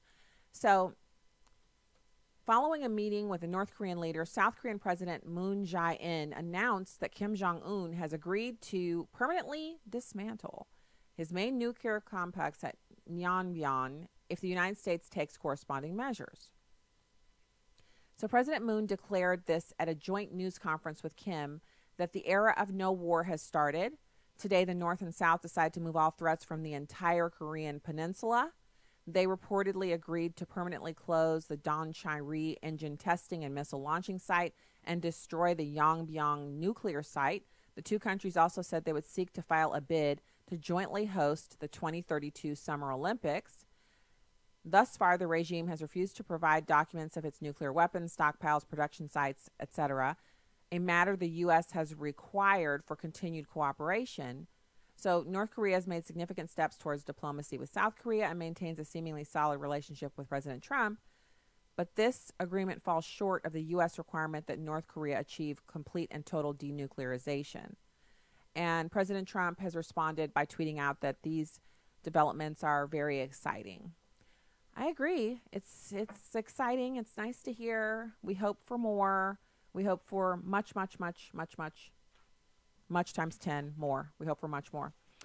And then, so you might be thinking to yourself, well, my kids are in school, and one thing I can count on is when they're doing their math work, I don't have to worry about social justice in that. In fact, if you've been listening and reading the news, you're thinking with your kids, maybe your grandkids, it's a great time when they're really, really tiny to start influencing them to want to take up math, science, technology as a career path.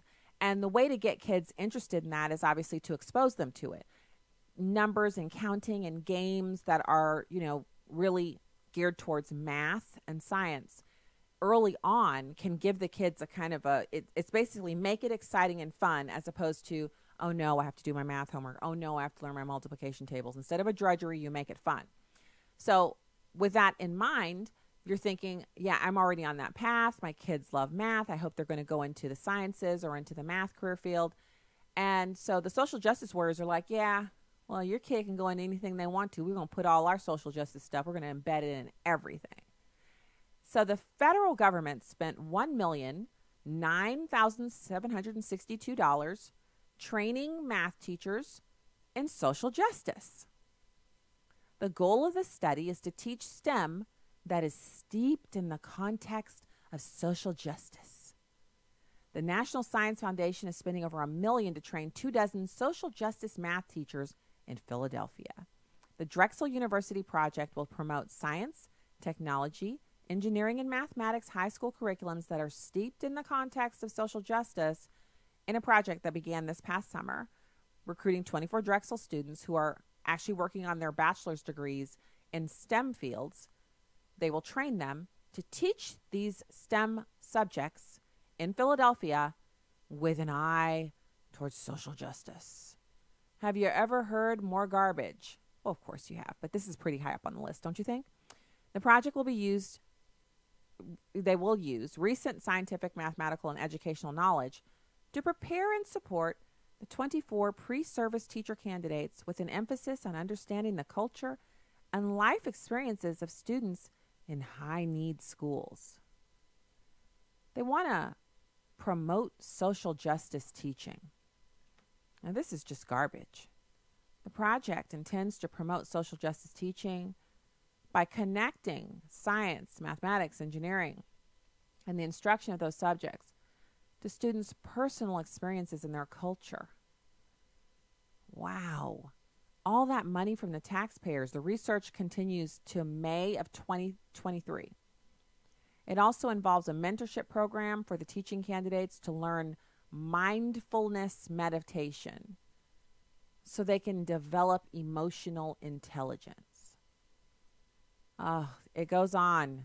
Inquiry-based instruction supports this approach as it opens communication among students by establishing a learning community of shared knowledge and experience. Seminars related to mindfulness and developing emotional intelligence will augment the scholars' coursework. The latter will be scaffolded to develop the following behaviors: professionalism, growth mindset, commitment to serving students well, and cultural competency. We could unpack that. I mean, growth mindset's actually not a bad thing. But really? And so much taxpayer dollars? This is why we need a committee of concerned citizens to come forward and audit the entire federal government, one department every 90 days or so, and cut everything that doesn't make sense. That's something we should get a movement started around, like Tea Party Part 2. God bless you. Have a fantastic evening. I'll talk to you tomorrow.